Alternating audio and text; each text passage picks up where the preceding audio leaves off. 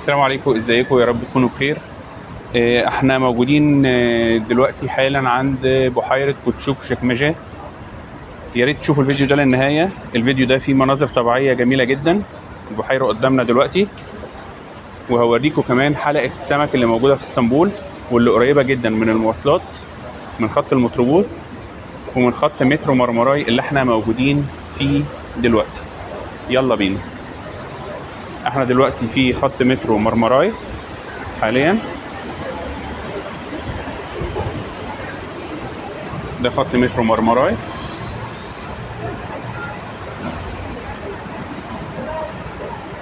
وهننزل دلوقتي نخرج ونوريكم حلقة السمك وبحيرة كوتشوك شكمجة. بحيرة كوتشوك شكمجة بحيرة صغيرة، أولها من بحر مرمرة، وهي بحيرة مغلقة لكن مفتوحة على بحر مرمرة.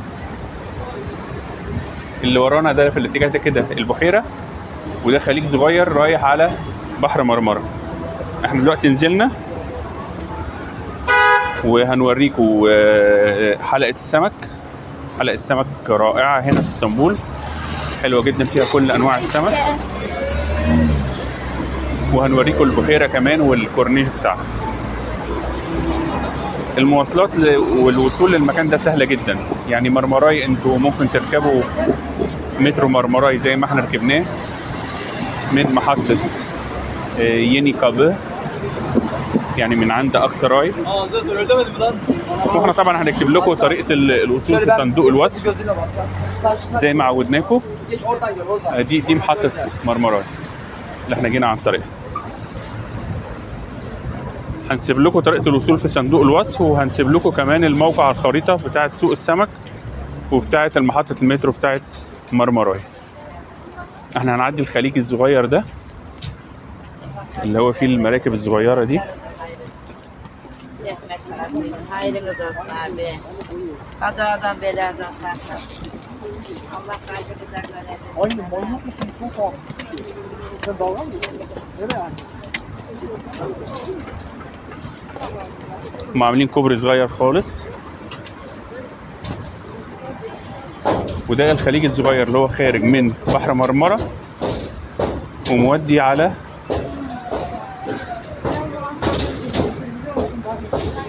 اهو من الناحية دي كده اخره بحر مرمرة.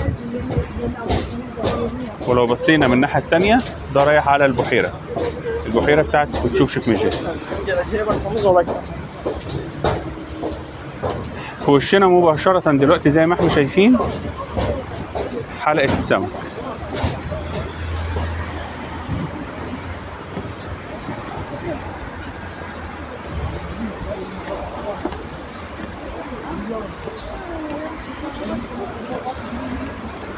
المنطقة دي مليانة مطاعم، مليانة مطاعم بتاعة سمك، وفيها محلات تبيع السمك طازة كمان، كل أنواع السمك. تعالوا نشوف. أهو ده مثلا مطعم أهو جوشكون، ده مطعم. ودي طبعا الميديا اللي هي عبارة عن محار وجواها خلطة من الرز والبهارات، وبتحط عليها ليمون، وحلوة جدا يعني من الأكلات المشهورة هنا، وهي بتتباع بالوحدة بالمناسبة. وده طبعا سمك مشوي بيتشوي على الجريل ده، وبيتعمل سندوتشات مع الليمون برضو والصوصات والحاجات دي. هنا بقى واقفين بيندهوا على السمك اهو، السمك طازة زي ما انتم شايفين بقى كده، كل انواع السمك اهو طازة. شبرا بالاسعار طبعا 170، الفراك اللي هو البوري 180، دينيش شبرا 22.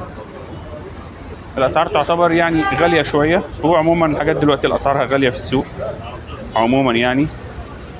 الجمبري الجامبو اهو حاطين عليه 700، الاقل شويه الوسط 500،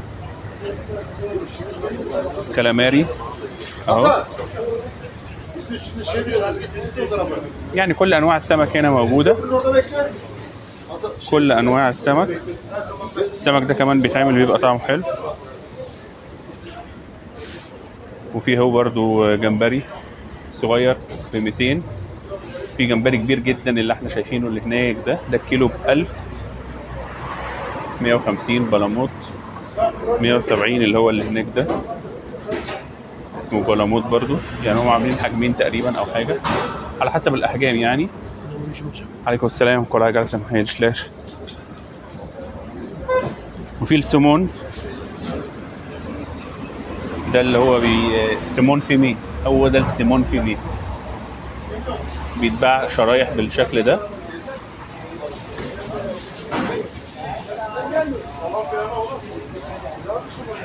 يعني ده السمك اللي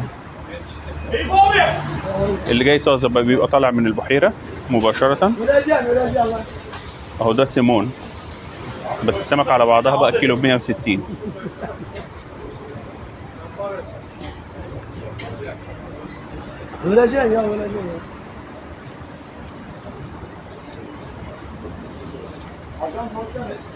اهو برضو جمبري.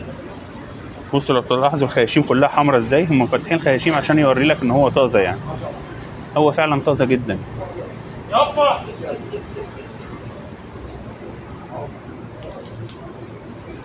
حاجات ممتازه الحقيقه. في كمان حلقه سمك موجوده هناك في ايمينونو.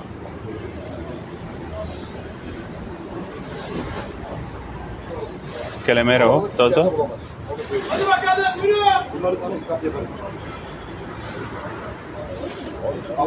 في حلقه سمك كمان موجوده في ايمينونو في كاراكوي، يعني الناحيه الثانيه من ايمينونو.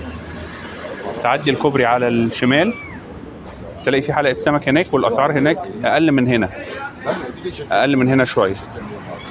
اهو هنا هو بيعمل السندوتش بتاع السمك اهو، زي ما انتم شايفين كده بيحط السمك في السندوتش.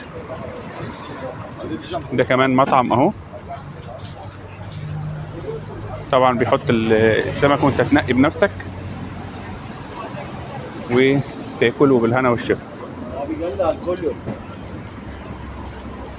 دي كانت بصة كده على مكان مشهور لبيع السمك هنا، وتعتبر هي يعني ايه حلقة صغيرة، يعني مش كبيرة، لأن اللي هناك اللي عند كاراكوي اللي عند إيمينونو كبيرة جدا. يعني إذا كان دي هنا فيها محلين كبار ولا وكان مطعم و3 مطاعم أو حاجة، فهناك لا، هناك في مثلا مش أقل من 20-30 محل، ومطاعم برضو كتير جدا، من أقل من 20-30 مطعم الناحية التانية من إيمينونو على طول. اوريكم بقى كورنيش البحيره حالا. احنا دلوقتي لسه ماشيين اهو، البحيره على يميننا. طريقه الوصول سهله، وكمان ممكن نركب ميكروباص. لو احنا مشينا شمال، الدخله اللي جايه دي شمال، هنروح على محطه الميكروباص مباشره يعني. فالموضوع سهل وبسيط في طريقه الوصول.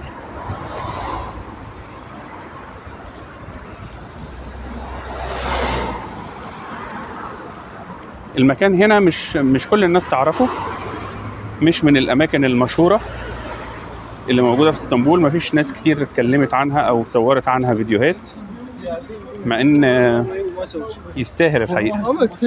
بحيره كوتشوكشيكميجي تستاهل ان يتعمل عنها حلقات كتير. هنوريكم الكورنيش بتاعها دلوقتي. بصوا ده المدخل بتاع بداية الكورنيش بتاعها اهو. ده زي كوبري معدي من فوق الخليج اللي جاي من بحر مرمرة، وادي البحيرة كلها على شمالنا هي ممتدة، مليانة طبعا بقى نوارس.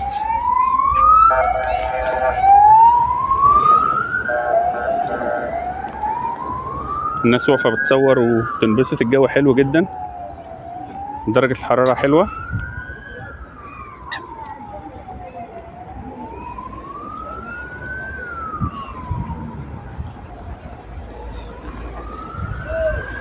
لو احنا خدنا الكورنيش ده كده او الكوبري ده مثلا، لو احنا قدرنا نعتبره كوبري لاخره في شمال، هنبقى كده على كورنيش البحيره بقى، اللي هي الخضره اللي هناك دي، وممتده بقى ماشيه مع البحيره بالظبط، زي ما البحيره تمشي، زي ما هي ماشيه معايا،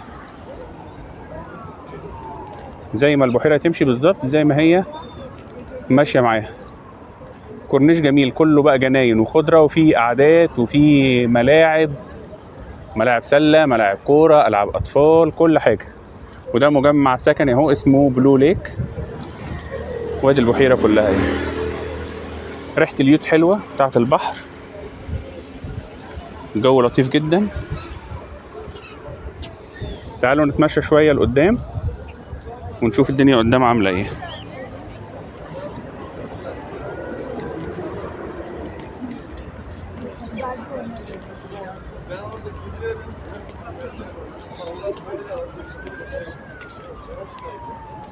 هنا بقى مراكب او يخوت صغيره او حاجات، او مراكب صيد صغيره او حاجات زي كده، كلها مركونه في المكان ده.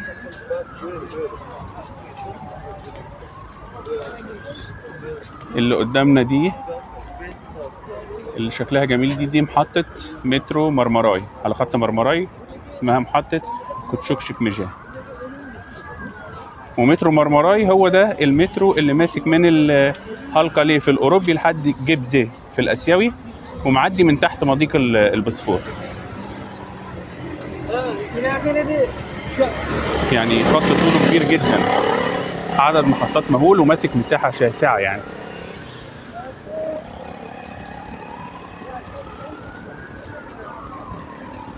يا بخت الناس بصراحه اللي ساكنه في المجمع ده مثلا ويشوفوا المنظر ده كل يوم، حاجه تفتح النفس، حاجه جميله. ما افتكرش ان في حد عمل فيديو عن المكان ده قبل كده. بنحاول نجيب لكم اماكن ما يكونش حد اتكلم عنها ومش مشهوره بالقدر الكافي تشوفوها.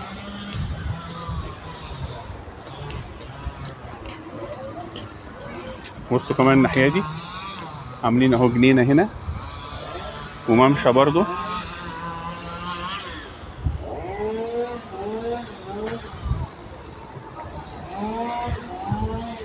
تحفه.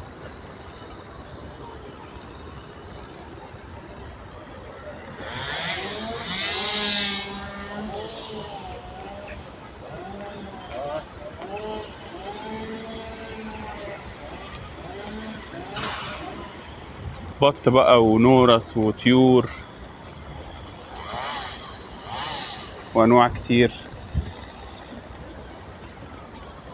منظر جميل. تعالوا نشوف الناس بتاكل النوارس.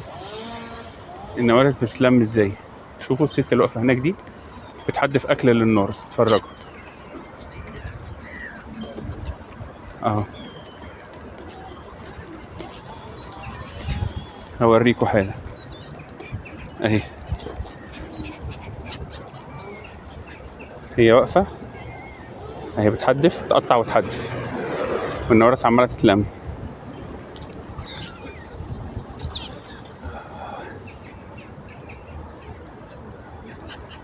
هي جايبه عيش عماله تقطع، والنوارس عماله تاكل تحت اهي.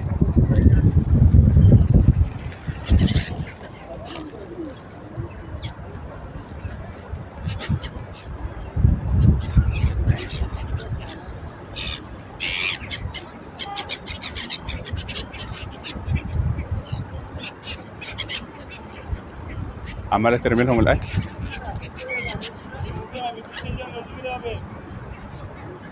وحاجه جميله بصراحه.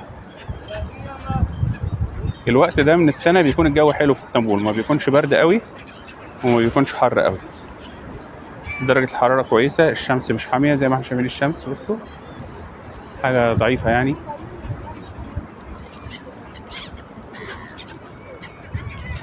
النوارس بتاكل وكله بيرزق، والبط كمان تحت اهو بياكل، الاكل بينزل له وهو بياكل.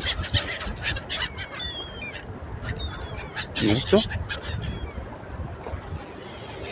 حاجه جميله. اهو ده بيفضي برضو ايه عيش او حاجه، هما يتلموا تحت يقعدوا ياكلوا بقى.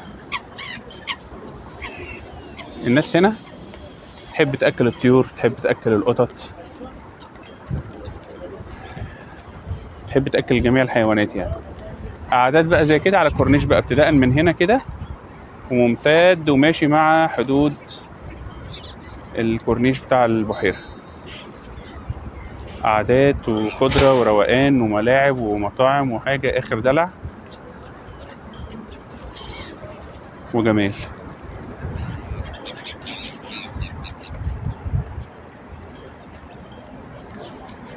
منطقة كوتشوك شكمجان من المناطق الراقية اللي موجودة في اسطنبول، وهي طبعا عشان موقعها اللي على البحيرة، أو عشان هي أصلا حوالين البحيرة، فعشان كده الأسعار بتبقى فيها غالية، فبالتالي بتبقى راقية.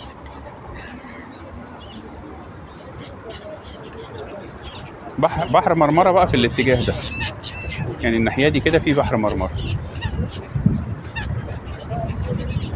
وفي محطة المتروبوس في وشنا مباشرة كده، وادي مرمراي على الشمال اهي.